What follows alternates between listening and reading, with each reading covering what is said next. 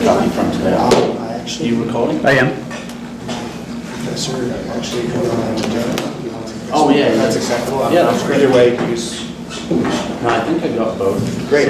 So if anybody can't hear, I suggest you come forward, because otherwise you're not going to get much out of this if you can't hear. All right, so I've got your updated resume. Thank you for joining us today.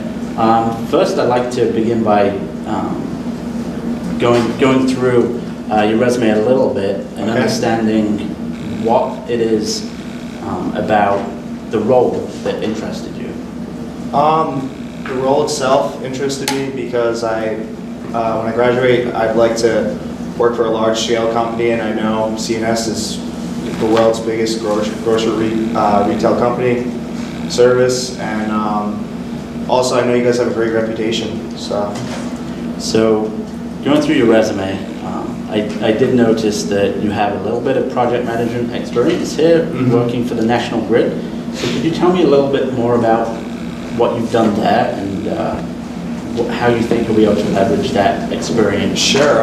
Yeah, so my dad actually is a project manager for National Grid, so I've been doing some shadowing with him through my school breaks and like over summer.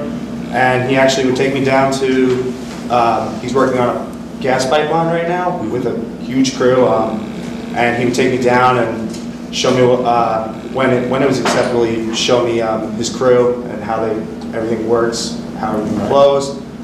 We would go over some blueprints of the pipeline. He showed me how to identify some specific things you need to look out for and whatnot. And then he would also give me some old record-keeping statements, and he'd have me fill them out for practice, just for like, I'm a safety miner, so like record keeping is very important for like any hazards that occur. You need to be able to record those and make sure that they're fixed so things don't go wrong again. So was there any part of that as you thought about your experience volunteering with your dad? Was there any part as you read through the job specification that you thought, great, I've got some experience here that I can build on and really utilize in this role? Yeah, I definitely think that it taught me, how to communicate well with others. It taught me somewhat just some overall like strategy and like planning. It taught me, what to do in certain situations, how to handle certain situations. Great. And a question I'm always keen to ask is what you consider your key strengths. I would say definitely communication. I would say also leadership, because I was a lifeguard for 4 years, and actually the last 2 years I was tower captain. That was so leadership, communication. Yeah, I'd say those two. So it's interesting that you touched on communication, because as a project coordinator, one of the fundamental parts of the role will be communicating to all of your key stakeholders and working in liaison with different teams and partners to drive success. So what is it you think about your communication strategy that's going to make you successful in this role?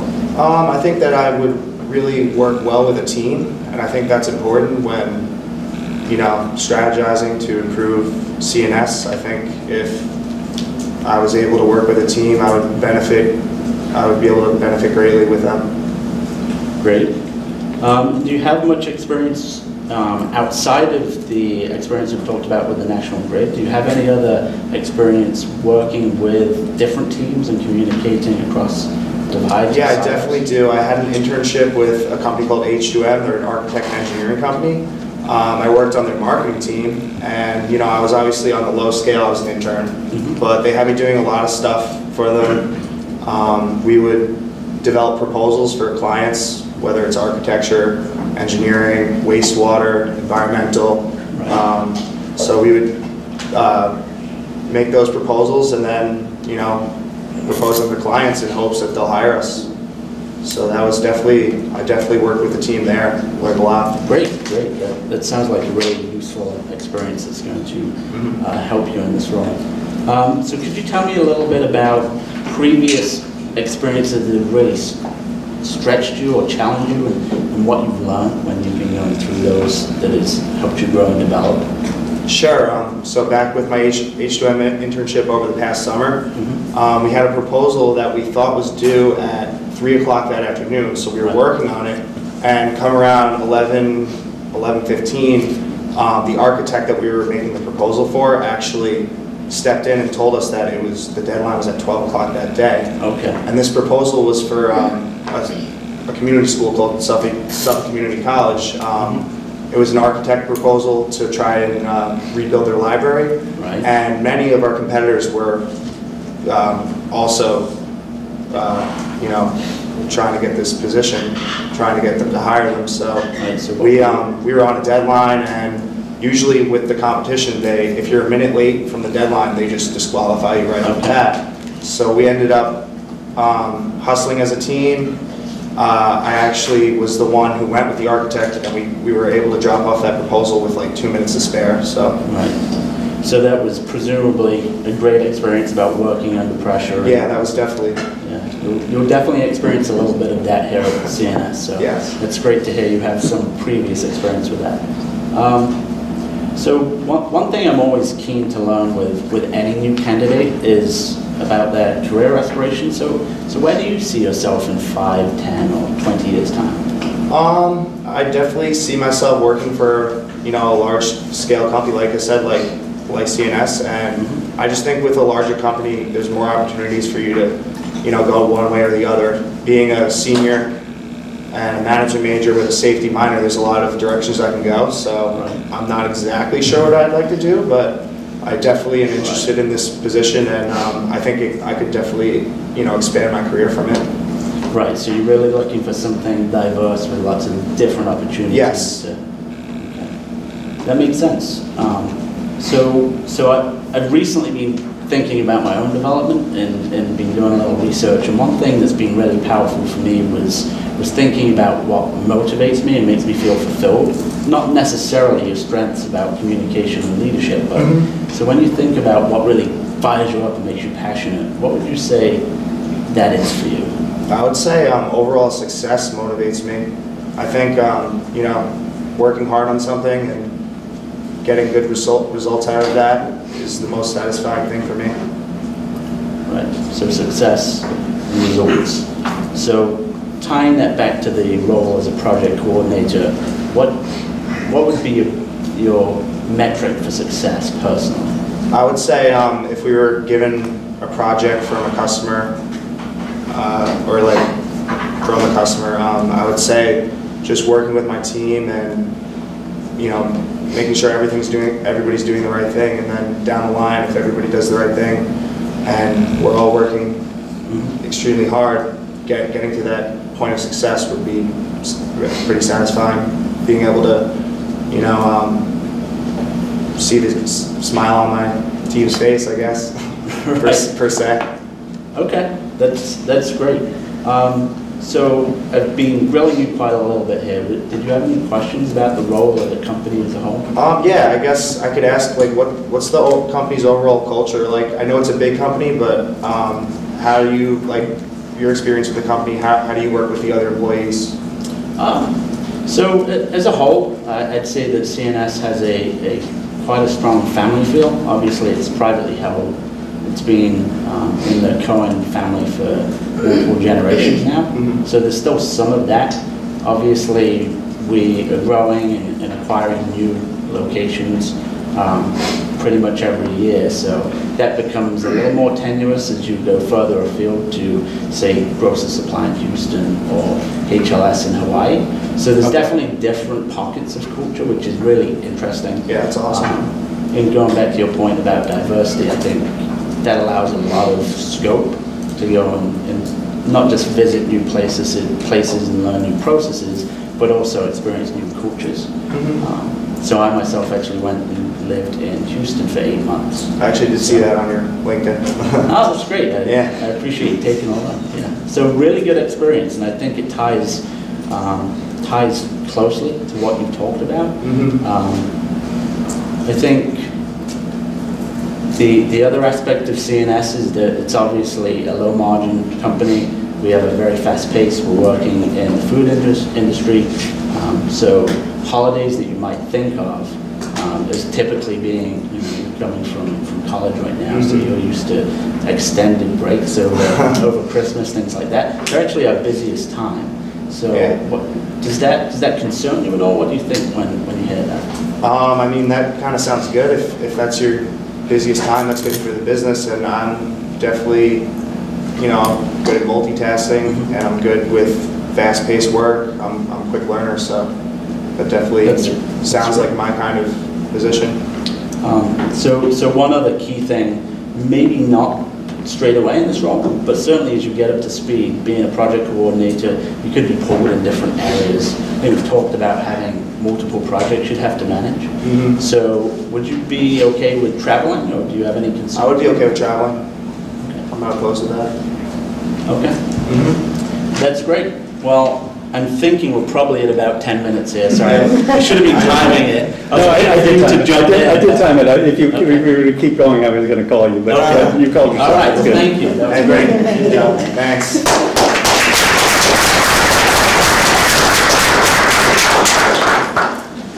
You want to stay up front, and I guess you guys can all jump in here. I guess you can also criticize your colleagues.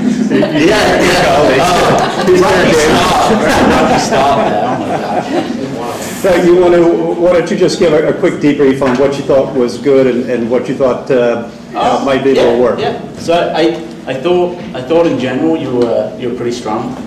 Thanks. There was some good eye contact. I thought your body language was good. There was nothing you really floundered on or deflected, so that was great. I think there was like one question that I kind of had trouble answering, if I recall. There was maybe one or two that wasn't so strong, but obviously given the setting, you'll get to see yourself on video and you can figure out where you are. Yeah, cool. I'll post it on YouTube, or I'm going to post it on the Career Speaker website. But honestly, I think given that you're kind of thrown into this, I thought you did a really good job. I'd have maybe tried to focus as much as you could on pulling out the relevant pieces of your experience and applying it back to the role a little more. Okay. I tried to tease you into that with the National Grid, so maybe I didn't give you a fair opportunity to lead that. Yeah, I told you what I did, but I didn't describe how it would work for the position. Right. Yeah, so you talked about what you did. I'd have focused more on tying it back to the responsibilities and saying, and this is why I'm going to be a fantastic resource for that team. I think as well, it's kind of tough to have the dialogue, be mindful of the time, and think about feedback for you. But there was a question, I think, around the communication that I didn't think was the best response.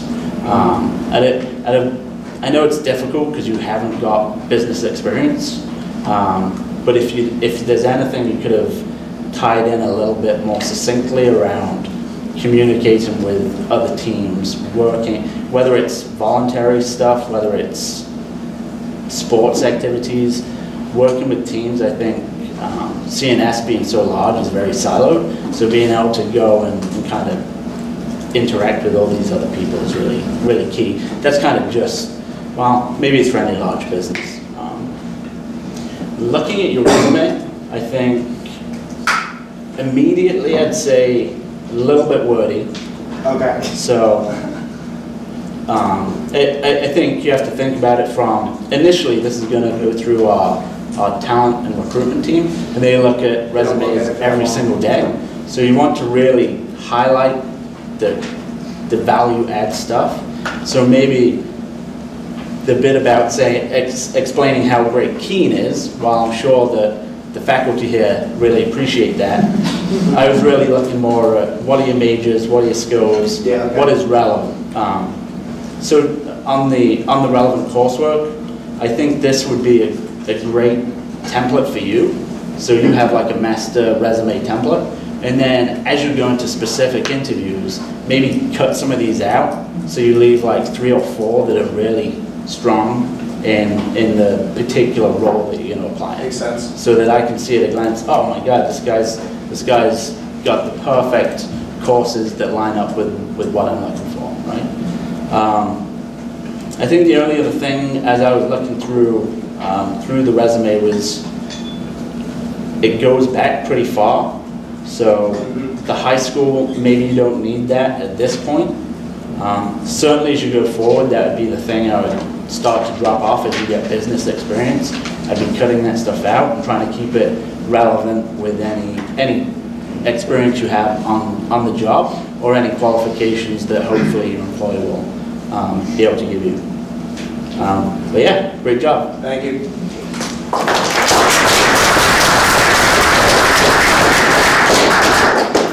Thank you. Thanks a lot.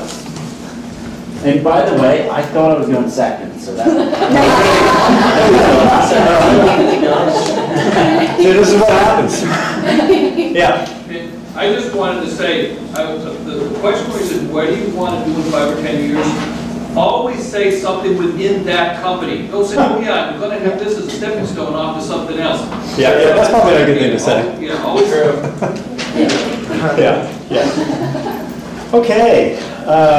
Next, Kayla Kennedy is communications manager here, and she is going to be interviewed by Mike Romeo for an associate merchandising analyst. Nice to meet you. How are you doing today? I'm doing great. How are you doing? Doing well, thank you. Good. So how do you find out about C&S, and what about the company interests you? So C&S, I know it's local in Keene. This is the headquarters. I've also lived here consecutively for 2 years, living off campus and working here along with being a student. I also know that you guys are, I think, 15 years now donating to nonprofit organizations, and currently I'm an intern for the Community Impact Department at the YMCA.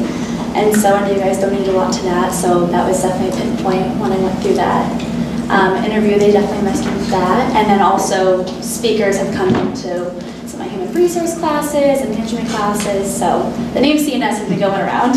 Yeah, and you talk about the donation and the community involvement. That's definitely a big part of C&S. Been around almost 100 years now, family owns, third generation owned company. Rick Cohen, who is the owner of the company, is still here local in Keene, New Hampshire.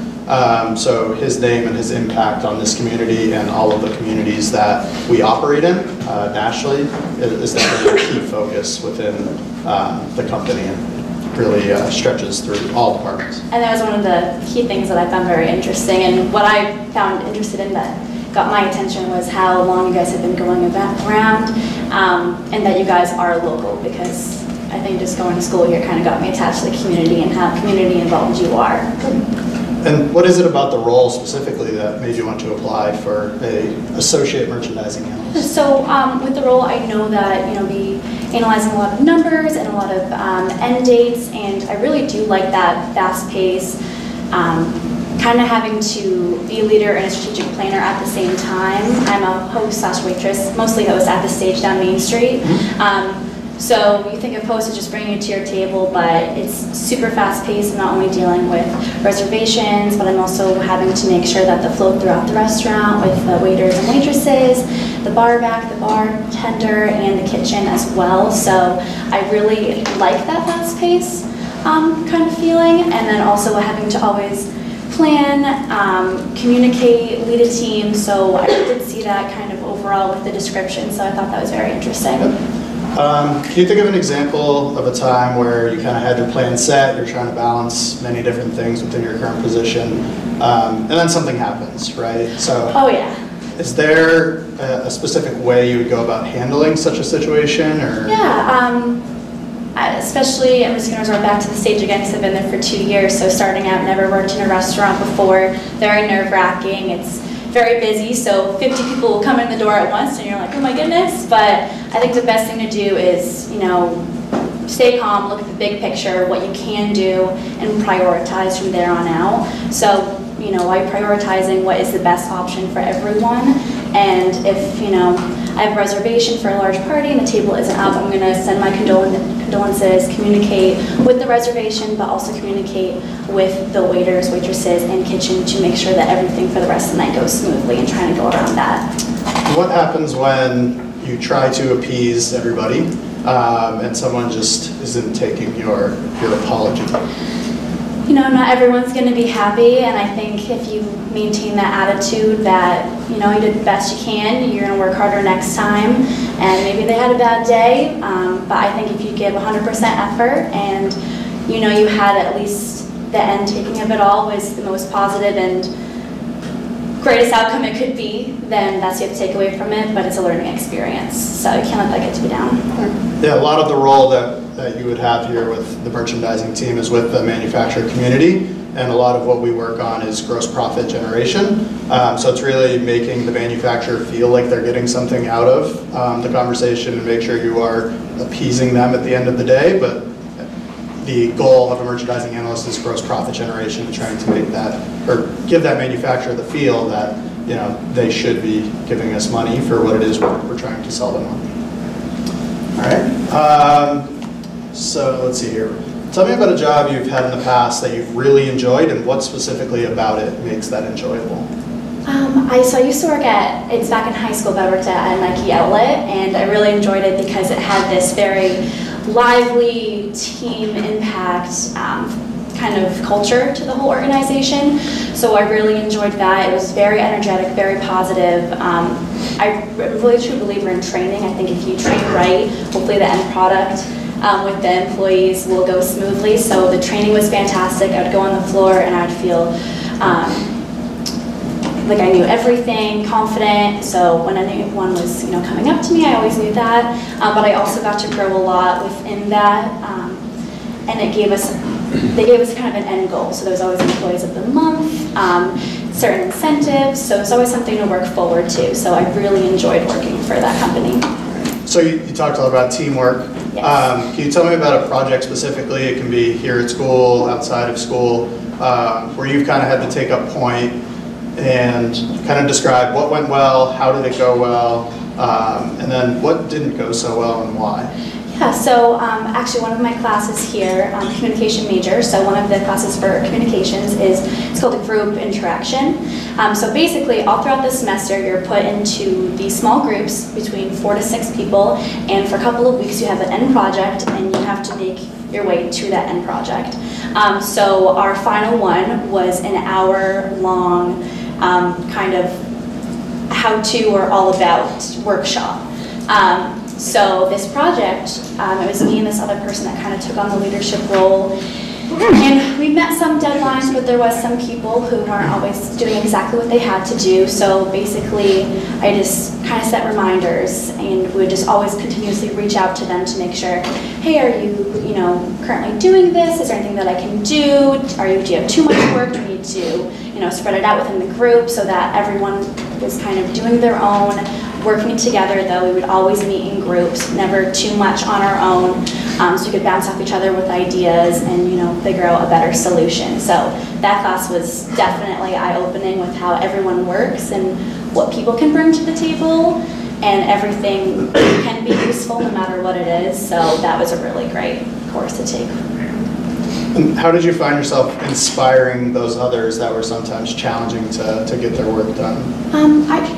With that kind of thing, I think of how I'd want someone to act towards me, so I just try to have a positive attitude, keep upbeat about it, and it was projects also that we were very excited about, so it wasn't too hard, but just keeping that energy up, and if I was feeling down, I'd hope someone would pick me back up with some positive energy, so I was kind of doing it that way, and if I could help them in any way, then I would offer that as well. Do you have any questions for me? Yeah, so I wanted to actually know about the growth within the company and how you can go about that. Is there much room for growth? Yeah, so being the size of the company that we are, not only within the merchandising team, but also the ancillary groups around C&S, it usually takes about a year to really get the feel for C&S and really understand what's going on. It's not a business that's very relatable to most normal experiences. Or at least coming out of college, it's not something that a lot of folks have experience with. Once you're kind of developed and have your feet wet, I would say, there's a lot of opportunity to grow within your team depending on your own drive.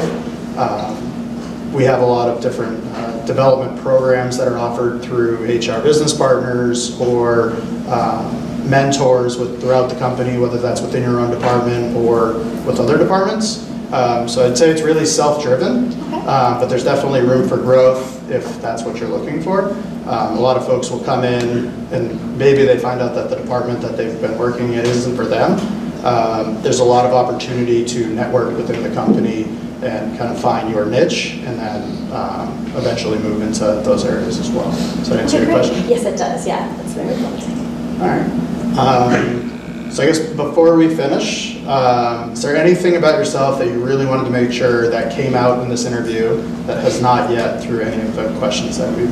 I think I've touched points on some things, but I definitely, I don't know if it's necessarily a skill, but keeping that motivation, that drive, but also turn in a positive, energetic way, I think that really goes a long way. I don't want to go somewhere where it's like, I'm at work again. You should kind of get your energy from other people, and if they're not giving it to you, you give that to them, and hopefully that will kind of spread around. But I really enjoy leading a team. I like having an end goal and accomplishing that. There's no better feeling. But also, having multiple goals and accomplishments to work towards, because, you gotta have something to keep you going. You guys are good? Yeah. Great. Yeah.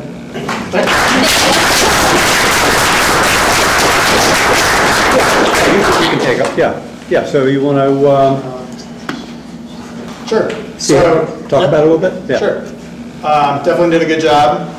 Very high energy, which is good. Kept contact throughout the interview. Did a good job responding to the questions that were asked of you, and also not just answering the question, but continuing to expand upon that to really sell yourself. That's a big thing, I would say, through a lot of interviews, is don't just answer the question that you're being asked, but really use the interview as an opportunity to sell yourself, which I think you did a good job of.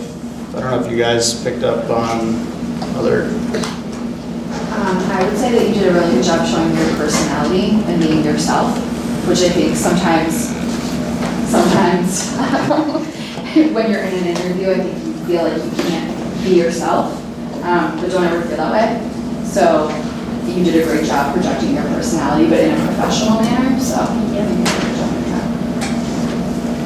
I think you were able to relate a current role that you have at the YMCA back to the company, and really focus on our community involvement, things like that. So, I think that was a fantastic answer because it was, double-sided.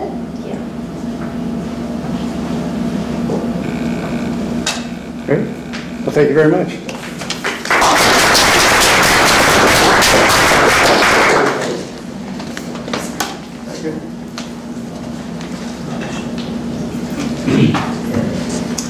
So, next, there's going to be an interview for an associate buyer in procurement. So, this is you'll learn about what that is. The student being interviewed is Sarah Doubleday, and Sarah is great. Come on up. You're a math major, right? Yes. Yeah, great. And she's going to be interviewed by Melissa Binder, who is a Keene State alum, and Justin Carter. Also a Keene State. Also a Keene State alum. Thank you for prompting me. Justin Carter. Melissa Binder, good to see you. How you doing? Good. Good. So we want to start off by asking, how did you choose your majors? Simple as that. How did you choose your majors? What were your final factors? What decisions did you have to make to kind of...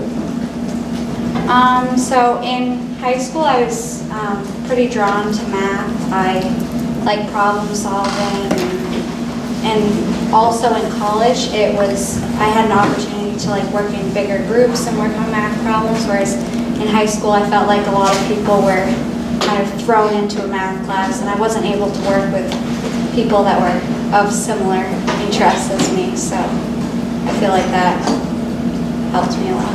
Cool. Great. What would you say your favorite class is? Overall? Overall, any year.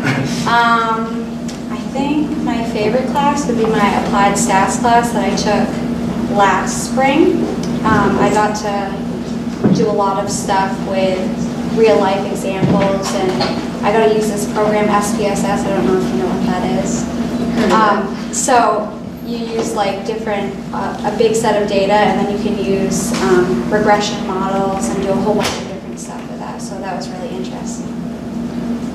What was the best project you did using that?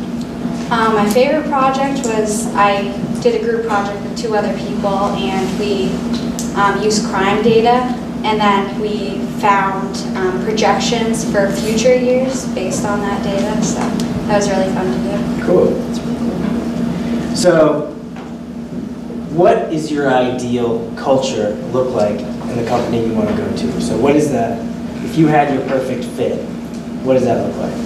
I think a lot of problem solving, especially in groups, would be my best fit. I like a lot of group work and throwing ideas off of my colleagues. Cool. So let's say that you're working on a project, you've been working on it for a little while, and throughout the entire project, priorities are constantly changing. How do you handle that situation? Well, I think a lot of that comes from like time management skills, and I'm a very organized person. I like managing my time, and I think that having different priorities that are changing constantly, it just takes a lot of organization, working with other people in the group, like I've said, and just trying to figure out how you can change it, and especially for the future too. So how would you say that you like to stay organized most of the time?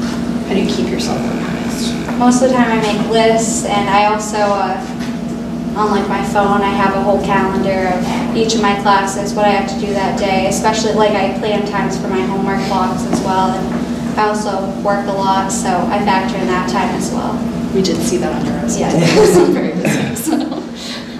So, in everything that you've done, and these projects that you've taken on, these leadership things that you run, there's probably times when you have a specific goal in mind that you're going to meet, but you realize that big picture, you could help someone else meet their goal. Has there ever been a time in which you've kind of had to put your goals aside in order to get the bigger picture for any task or any of these projects that you undertake? Yeah, I think the best example of that would be when I'm tutoring. I know that I tutor for math and I tutor for physics now as well, and really putting the students' lives ahead of mine and trying to get the most out of whatever they need is really important. So we do have other candidates for this position that you don't know who they are, obviously. But what would you say sets you apart? What makes Sarah, Sarah? I think that my problem-solving skills are because I'm a math, and I'm also an economics major too. I have a lot of different backgrounds. I have 2 minors, physics and statistics, so I'm a really good learner, and I'm able to problem solve with pretty much everything that you could throw at me. So,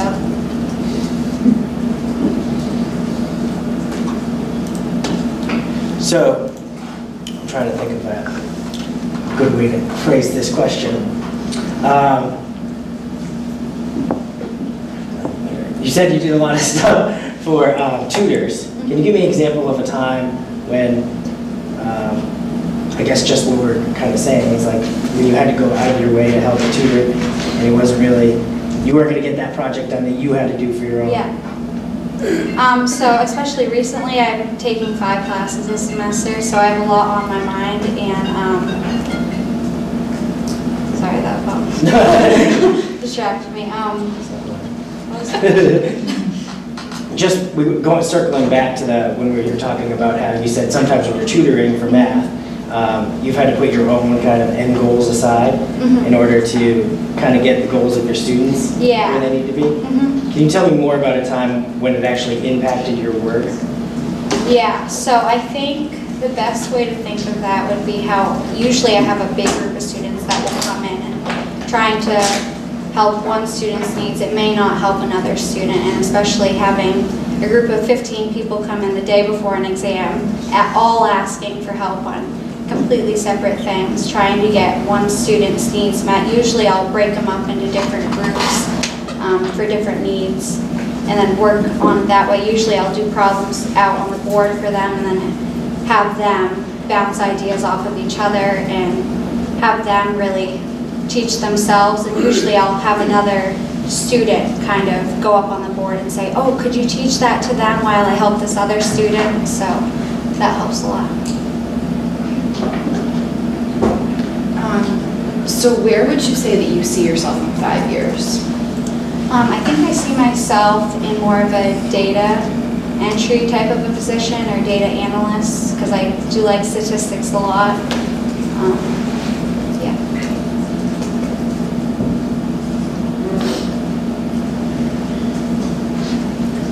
So what from everything that we've kind of gone over, what you've got in your resume, did we not discuss that you think really makes yourself a good fit for this role? I know that I do have a lot of community service experience and or customer service as well. I work at the local ice rink, and I work with, I do coaching. I'm a figure skating coach, so I work with them a lot, with younger kids, and I work in groups, and especially like working with other employees too. I work in a really chaotic setting sometimes, especially if, say we don't have a size skate that somebody needs for a public skate and they're all yelling at us. Usually we can like say, okay, let's try a couple different sizes and figure it out that way.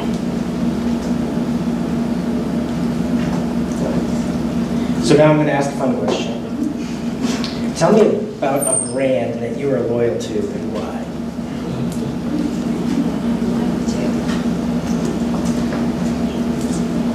Well, I can go to figure skating. I'm loyal to, it's a brand of skates, it's an EDIA brand, and I'm loyal to it because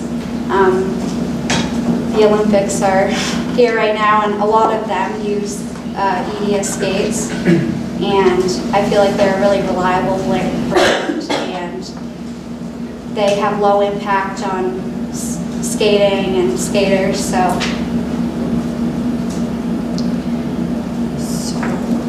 Questions you have for us? Sorry. What questions do you have for us?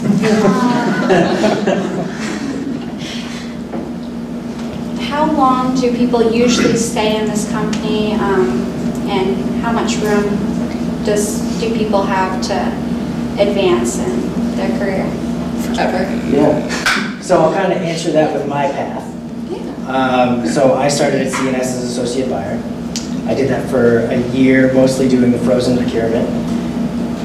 Then I was moved on to, we had acquired a new company out in Pennsylvania, so I moved into that role as a buyer.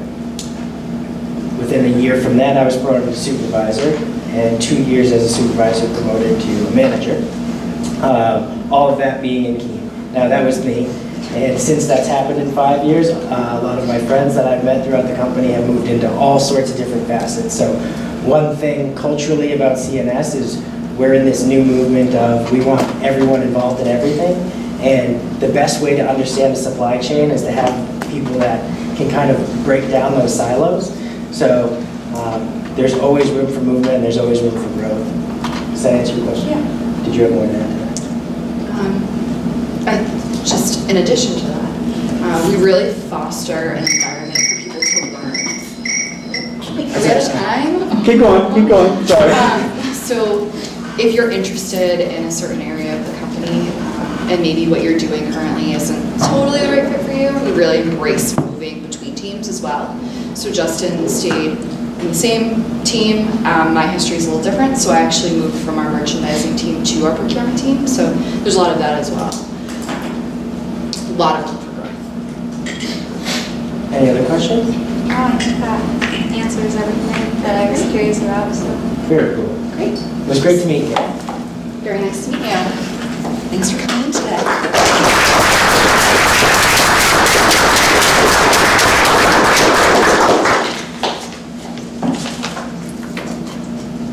You want to kick it off? Or you want Sure. So first and foremost, you were able to answer all of the questions, which is great because we've been in interviews for actual associate buyer roles where people couldn't answer all of our questions. So I have to say that that was awesome.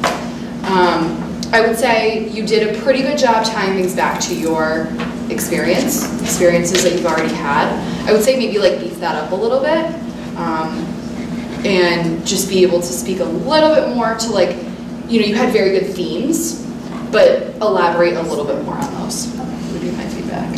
Yeah, I guess just running off of that, like you had all the right answers, but embellish on it, right? So some of the best interviews that we do, we don't have to talk very much. And you did a really good job of that, but you probably could have just like a few more words, talk a little bit more about that leadership thing that you did. I mean, the only time you stumbled was when I stumbled and a phone rang. So I think all in all, you did really good. Yeah, I can't really think of anything to call out, I don't know. Yeah, go ahead. Sorry, the one other thing I have, and this might be a little nitpicky, so when we asked, well, I'm just gonna be honest. Yeah. When we asked, where do you see yourself? And you said like data analytics, great, that's a great answer. Maybe somehow tie that back a little bit more to like the role, because there is a lot of that in the associate buyer role, but that's a little bit different. So I think just being a little cognizant of that and just keeping it connected to the interview and what you're going for. I was just gonna add to your comment about embellishing the answers. Is I think really good interviews are more like conversations, and if you can get that flow going in an interview, I think that really helps you, because that makes they can tell what kind of person you are, and a lot of interviews are about the person and the fit in the organization. And to add to that, I think also then it avoids those pauses, right? Where there's a little bit of awkwardness, and then you move on to kind of fill that a little bit. From you guys?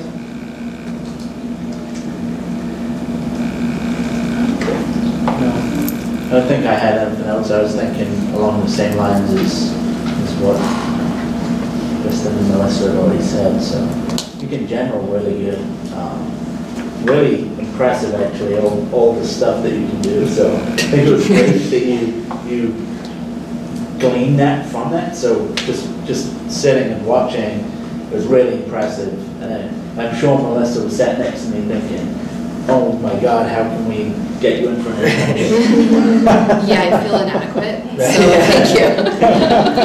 Right, I guess we are talking enough about the benefits. So the things that you did touch on are like organizational skills, the prioritization, like these are things that we're doing every single day, the communication piece, like, the delegation, right, that you do with the tutors, like those things just are, they're still in my head, I'm thinking about it now. Yeah. Problem solving, working in groups. And that's almost every single role here, I feel like, and that's within C&S, like supply chains as a whole, right? So those are all things that we're doing every single day. It's almost ingrained in us, so when we hear it, we're like, yeah. Yeah, all right.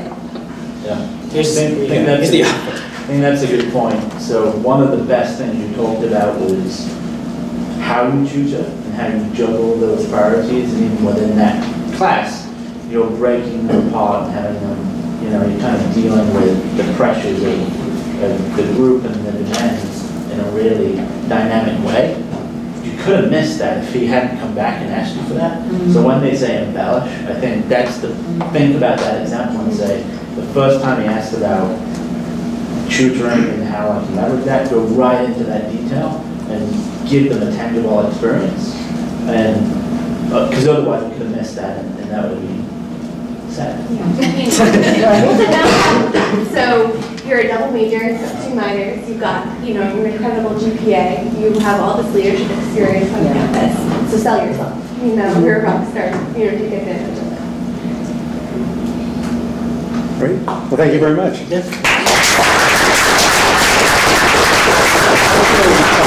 Okay, why don't you guys stay there? Do the rest of you want to come down here and let's open it up for Q&A. Q&A.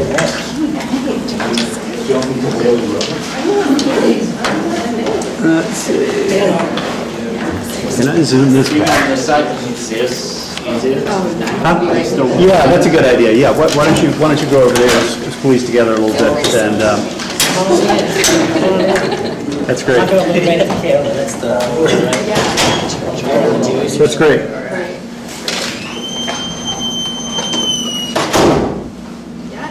Go ahead, Bob. I just, this is kind of. Yeah, just Q&A, yeah. Yeah, I just had maybe a couple of general questions for I guess, everybody, is what would, three different things. What would put somebody definitely kind of in the yes category, right? Like resumes can be yes, no, maybe. Like the yes category, and what maybe would kind of definitely put somebody in the no category. So that's one. And in both kind of the interview situation, and maybe even prior to an interview situation, I know this isn't so much about resumes, but you all looked at resumes and this and that. What's kind of a deal breaker on a resume? You made a comment, oh, it looks a little wordy and this and that. But maybe the same thing for like resumes, like the yes, no, and then the yes, no kind of in the interview process. And then finally, maybe you could all speak a little bit to just the wardrobe, right? Right? Like what is that? What are the expectations when you're entering into a new place and you don't know what kind of the culture is? How do you respond to that? Do you show up the night before and watch people coming out? Or how do you do?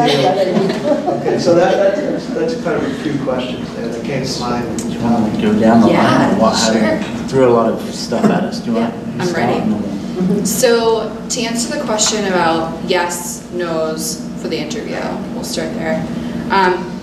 The no category is really easy to answer. So if you can't speak to your resume, so if we ask a question and we saw it on your resume and you can't answer the question, don't put it on your resume if you can't speak to it, and understand that if it's on your resume, it's fair game. So we could, an interviewer is probably, assume they're probably going to ask you about that. So that's always a no for me if I ask a question that was specifically on the resume and then the person I'm interviewing can't formulate an answer around that. It's a no for me. In terms of a yes, somebody who's engaged, who's engaging, who's asking questions of the interviewer, and when it's more of that dialogue, more of that conversation piece. This is my answer there.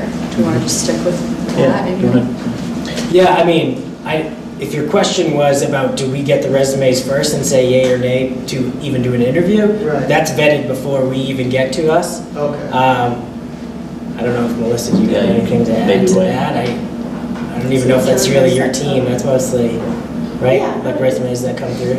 Yeah.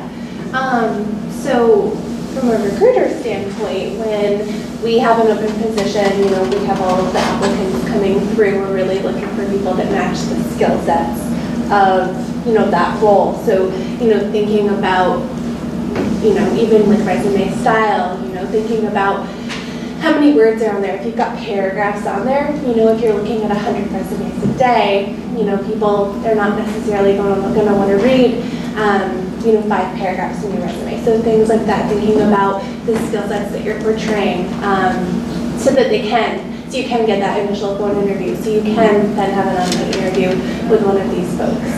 You know, so it's thinking about that first thing that we're going to see, which really is your resume. So take advantage of career services, things like that, and utilize the tools that are here at Keene State to help set you up for success. And then, I guess just on the resumes themselves. So example, I've got a resume for an interview I'm doing tomorrow, and in his description of himself, he said, attention to detail. And then he has a period on some sentences, and then others, no period whatsoever. So, simple, right? And maybe not a lot of people wouldn't catch that, but if you're going to put something on there, it's honest. Like Melissa said, it's fair game. So we can chew you up and spit you out for that simple thing. We won't, but hopefully not. We might. It's simple things like that, but it's also something that you have to think like doesn't define you, right? So you can make yourself any role off of your resume that you want to have, right? So I'm a psychology major. I'm a manager for procurement at a big company. I never thought I'd have a desk job, but I sit in a cubicle and it's the size of a football field. So, and I love it. You know, I go every single day. So I think I think you have to figure out what that is and realize that the resume is what gets you in the door. But then when you get to the interview, you have to be ready for that job that you're going for, whatever. I mean, we're talking about C&S, but I think just as a broader sense. What was part 2 to the question? So it's interviews, resumes, and attire. An attire. Yes. Oh, that's a fun one. So wear attire. Yeah. And clothes. I always thought of it as dress for the job that you want to have. So I wear a suit and tie, whether I thought it was too much or not. If someone said you're wearing too much, I wore a suit and tie. If I walked in there and I saw people in jeans untucked and everything else, it didn't bother me because I was wearing a suit and tie. So I'd say, you know, dress to your comfort level. Maybe that's just me, but dress for the position you want to have.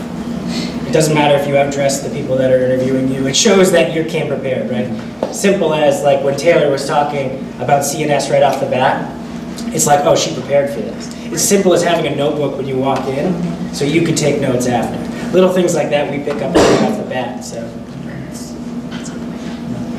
So diving right in, kind of touching on what you were just saying, preparation is key. So it really is so blatantly obvious when people haven't prepared. Being able to talk to the job description, why wouldn't you be able to articulate what you think the role is when you've read the role and thought, I would like to do that? So you need to be able to read through that. It's fine to not understand it all. You aren't coming in ready to dive in and start work that day, but you should go through and print it off, have a hard copy and take notes and have questions ready. Have questions ready every single time. Everyone, I think, asks for questions. If you don't have questions, you look like you aren't interested. That's really important. I think stuff that, for me, so I work as a project manager in IT and I'm an English Lit major. So I don't really look at the resume and say, oh, this guy's got a qualification or he didn't do this course based on my own experience, because otherwise I'd have never given myself the job.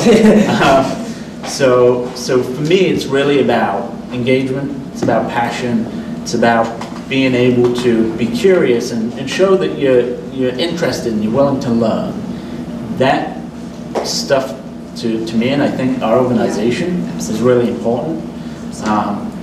No one really learns at college how to be a wholesale grocer. So we can teach you that. We have tons of great people, like Melissa. Yeah, it is literally her job to train people. Literally my job to train everybody. In procurement. So we can teach everything pretty much. There's obviously specialized areas like data science, right? Where we'd probably like some skills coming in. Yeah. But yeah, just being open, honest, and engaged is really key. On the attire, I think you pretty much hit the nail on the head. Don't go in looking scruffy.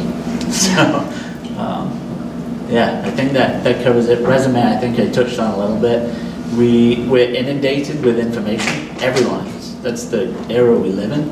We're just inundated with wordy emails, and resumes, and Excel files, and database dumps all the time.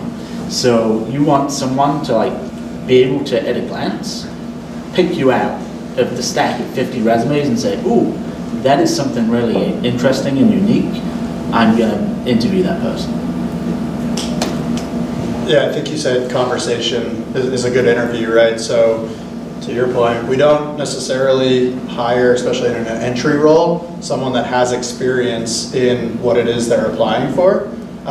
So we're really looking for personality or characteristics or some simple skill sets that are going to fit the role that they're applying for. And then to your point, we can teach the wholesale grocery part. So it's really finding an individual with a personality that really does a great job of selling themselves, because you're your best advocate, especially when you're looking for a job. So the good, like you had said, the yeses is definitely someone with a personality that does a great job of selling themselves and why they should be hired for that role.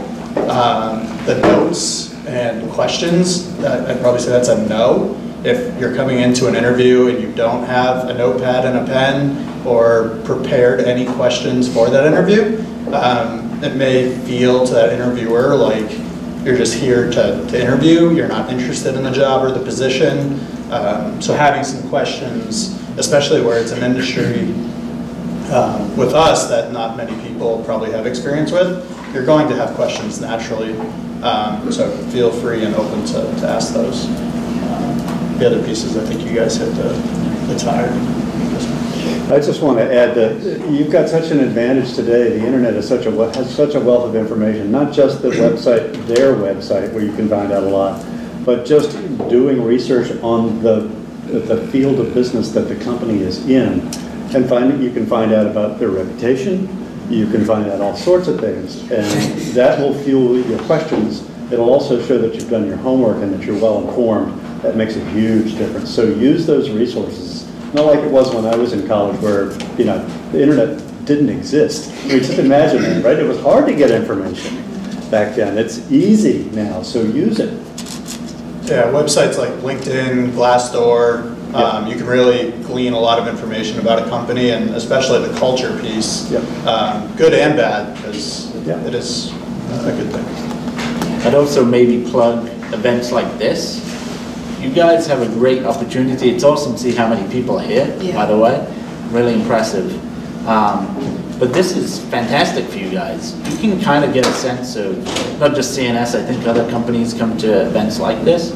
You can get a feel from the 5 of us, like, oh, those guys were losers. We don't want to go and watch that. or maybe you think, hey, they kind of sold it to me. I'd like to go and ask Melissa for a business card and ask about internships, which would be a really great opportunity for everyone here. So. Which, by the way, C&S does have paid internships, part-time during the school year as well as in the summer. Paid. Well paid. You got that right. And they're going to be here for the job fair, right? I'll be here for Resume, Yeah. Yeah, so take advantage of those resources and get yourself as well prepared as you can for any, not just C&S, but any company that you might be interested in. Do your homework, come prepared, and get as much as you can out of it. Any other questions? Surely there are other questions out there. Don't wait and ask your questions after you've had the interview. What made you guys go into C&S? I know some of you guys are keen grads, but what made you stick around and want to join this company? Nice. So I worked all throughout school when I was at Keene State. I worked at Shaw's when that was still a grocery store in Keene. It's not anymore. But like Kodo? Yeah. Oh, really? Yeah, worked there all throughout college. So it's kind of in the grocery industry, if you will, on the store side. And that's how I found my way to C&S, but C&S was not something that I knew existed when I was in school. I only learned just because I was in the grocery industry and I was local, so I decided to stay locally. And I knew that I was looking for growth. I knew that I was looking for more of a steady, more work-life balance. I didn't want to work weekends anymore. I didn't want to work until 12 o'clock at night anymore. I wanted to be able to see my friends when they weren't working. And C&S was a great fit. And I'm so glad that I made that choice, just because, now this is a plug for C&S, but it is true. I've grown so much. And it's been a great experience. So it's kind of how I started. And I know it's different for these guys.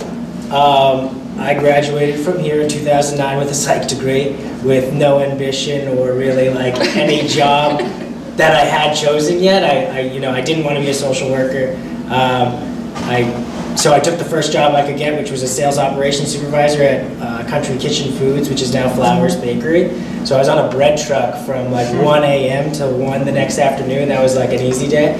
So I did that for 4 years. And that was 6 days a week, sometimes 7. And then, first off, I'll say I was born and raised in New Hampshire, and I never want to leave. So that's why I'm here now. But after working with Flowers Foods, I was actually next to drivers that had C&S loads at Stop and Shops and stuff. So I knew about the company, I knew it was in the area. I went in for an interview because my now wife said, you can't keep doing this, we were passing ships at the night. And I went in for an interview and I walked into the bullpen and I saw it for the first time and I looked around and I laughed in my head and said, I'm not going to work here. And then I did the interview, and actually the 2 guys that interviewed me, they're what sold me. So I was trying to sell myself to them, but they actually sold me. And then I got the call a few days later, and they're like, we want to take you as an associate buyer. I was like, well, what about a buyer's assistant? And they're like, that's below what we're offering. Because I wasn't sure I was ready for an office job, and I took it. And 5 years later, I've moved up 4 positions within the company, and I love it. I really do. So I'm not born and raised in New York. That might have come across already. I actually did a study abroad in exotic Keene State College. So this was my study abroad. 6 months here. It's actually really cool. They saw you on the whole Jumanji thing. But I went back to university in England, finished my degree, and came over here and was going through the arduous green card process. It took about a year. And my then, by this point, wife was working in Keene. We moved here. And my landlord, when I finally got my green card in the mail, he said, you should go and get a job. And I said, you're right, where should I go and get a job? And he said, you ever heard of C&S? And I'm like, no, but I guess I'd not been working for a year. I was newly married, my student loans were looming. So I thought, great, I'll get a job there, and then honestly, I'll find something that suits me more, because I'm an English lit major. I wanted to do something in the journalist space. I don't know, I hadn't really thought it through that much. Got a job within like a few days in demand planning, part of procurement. It was really cool. It was working with a lot of data, doing forecasts for our customers. It was really interesting. So I was there for 6 months, and they said, hey, we think you're doing a great job. Do you want to apply for this other role? And you'll make more money, and you'll learn something new. And I thought, hey, this is pretty good. I'll do that. So I got that job in ops planning. So now I'm in ops planning. But while I was applying that, because someone had said, hey, we think you're ready, I saw another position online for this leadership development program. So I'm really inquisitive, and I've never worked in a large business. And this leadership development program is an 18-month rotation program. So you do 3 6-month rotations across the company. I thought, wow, that would be awesome to get on my resume, to learn about what C&S does, but also more about the industry too, so I can leverage that. So I got that position as well. So I did 8 months in ops planning, then started the leadership development program. And for my first rotation, I got some advice from a mentor who said, for your first rotation, do something wildly outside your comfort zone. So I went to IT, and I did a rotation there as a project manager.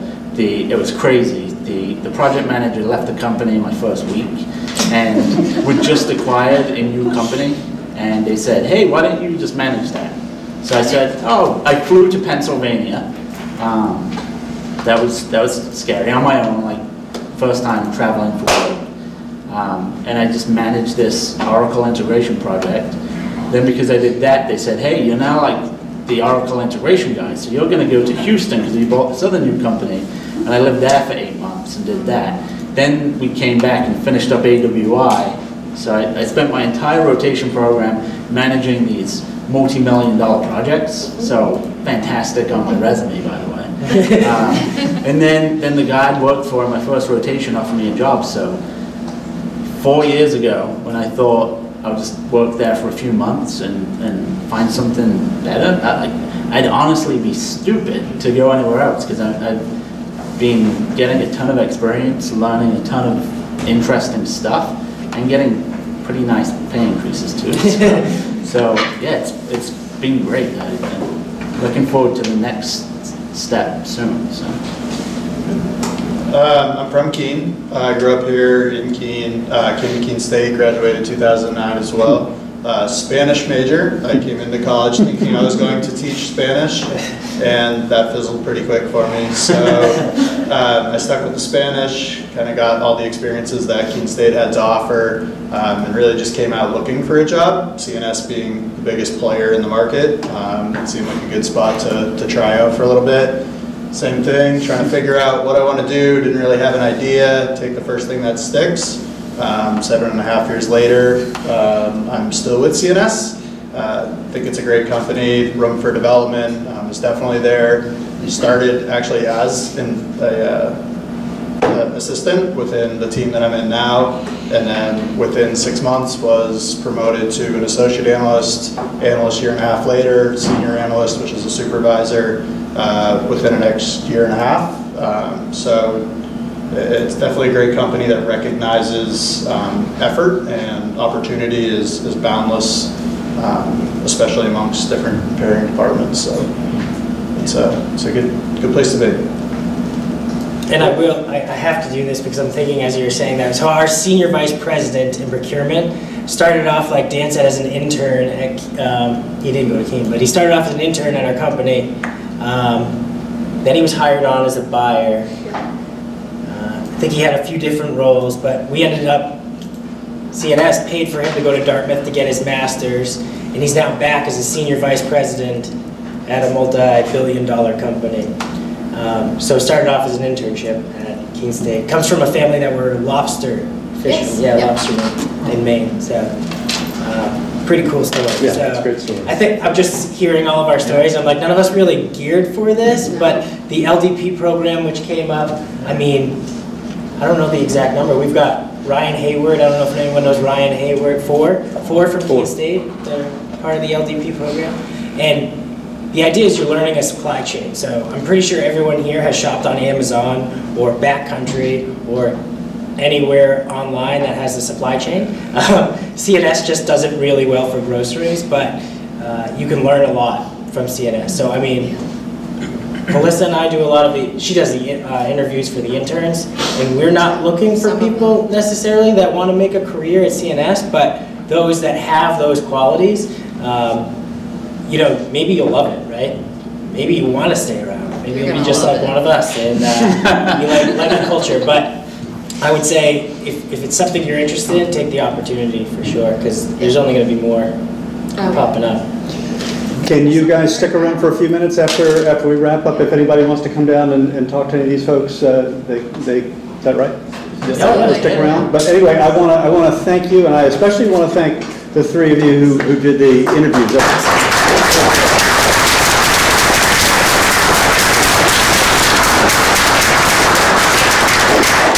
And hope to see you all at other events.